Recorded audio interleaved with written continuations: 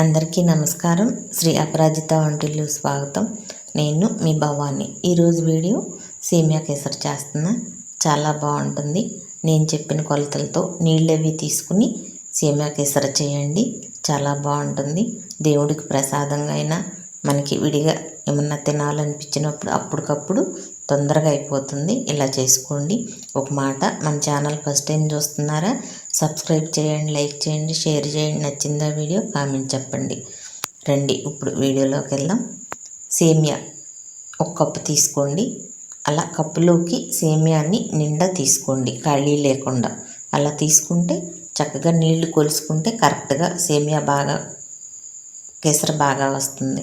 కొబ్బరి 4 స్పూన్లు, జీడిపప్పు 10, కిస్మిస్ 10. ఇప్పుడు ఇవన్నీ పక్కన పెట్టుకుని సేమియాని ఒక ప్లేట్లో పోసుకోండి. సేమియా పక్కన పెట్టి అదే కప్పులోకి 3/4 కప్పుకి పంచదార తీసుకోండి. మళ్ళీ ఆ పంచదారని వేరే కప్పులో పోసి పక్కన పెట్టండి. ఆ పంచదార కొలిసి పక్కన పెట్టి ఒక గిన్నె తీసుకుని ఆ గిన్నెలోకి ఆ కప్పుతోనే 2 కప్పులు నీళ్లు పోసుకోండి సేమియాకి. అవి ఇప్పుడు స్టవ్ వెలిగించి ఆ నీళ్ళ గిన్నె పెట్టి నీళ్ళని బాగా కాగనివ్వండి, అలా మసలనివ్వండి. ఇప్పుడు ఈ నీళ్లు పక్కన పెట్టండి. ఇప్పుడు స్టవ్ వెలిగించుకొని మళ్ళీ బండి పెట్టి 2 స్పూన్లు నెయ్యి వేయండి. నెయ్యి వేసుకున్నాక జీడిపప్పు చక్కగా వేయించుకోవాలి, మాడకుండా. అలా వేయించుకుని వాటిని కూడా తీసి ఒక ప్లేట్లో పక్కన పెట్టండి. తర్వాత కిస్మిస్లు వాటిని కూడా వేయించుకోవాలి. అవి వేగనివి, వాటిని కూడా ఆ ప్లేట్లో పెట్టేసుకుని ఇప్పుడు కొబ్బరి వేయించుకోవాలి. చూడండి, చక్కగా వేయించుకోండి. ఇప్పుడు కొబ్బరి మాడకుండా చక్కగా బాగా వేయించుకోవాలి. చూడండి, ఆ రంగు వస్తే చాలు. ఎక్కువ నల్లగా వేయించారనుకోండి చిరుచేదు వస్తుంది, కొబ్బరి రుచి అంతా పోతుంది. అందుకని అలా వేయించుకోండి. మళ్ళీ 2 స్పూన్లు నెయ్యి వేసి సేమియా వేయించుకోవాలి. సేమియాను కూడా మాడనివ్వకుండా స్టవ్ సిమ్లో పెట్టుకుని చక్కగా మంచి రంగు వచ్చే వరకు వేయించుకోవాలి. చూడండి, వేగిందనమాట.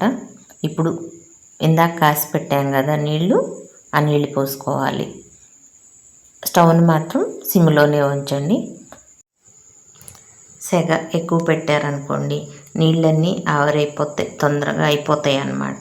అందుకని సిమ్లో ఉంచి చక్కగా ఉడకనిస్తే అప్పుడు ఆ నీళ్ళు సేమియా ఉడకటానికి చక్కగా సరిపోతాయి. అందుకని స్టవ్ని సిమ్లోనే ఉంచండి. చూడండి, నీళ్ళన్నీ అయిపోయినాయి.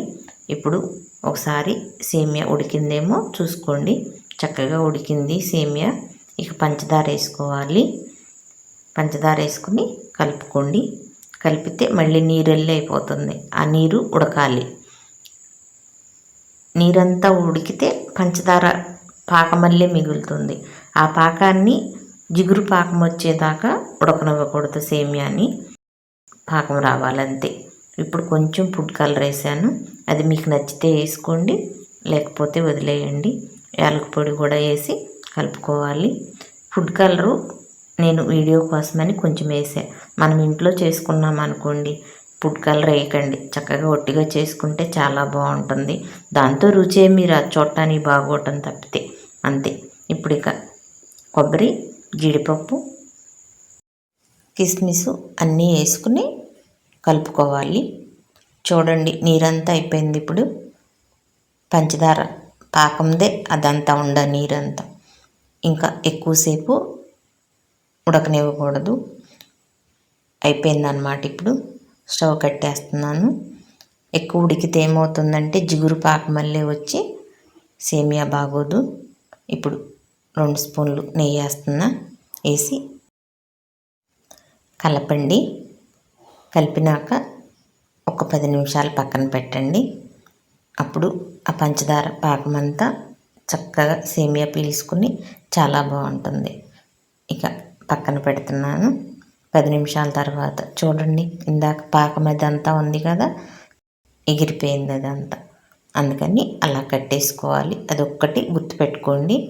ఇప్పుడు ఇది ఇలా గిన్నెలోకి తీసుకుని చక్కగా దేవుడికి నైవేద్యం పెట్టచ్చు, లేదా మనకి ఎప్పుడన్నా తినాలనిపిస్తే చేసుకుని చక్కగా తినొచ్చు. ఎలా అయినా సేమియా కేసరి ఈ కొలతలతో ఈ పద్ధతిలో చేసి చూడండి, చాలా బాగుంటుంది. సాయంత్రమే కాదు, మరుసటి రోజు వరకు కూడా పొడి పొడిలాడుతూ బాగుంటుంది. నచ్చిందా వీడియో? లైక్ చేయండి, షేర్ చేయండి, సబ్స్క్రైబ్ చేయండి, కామెంట్ చెప్పండి.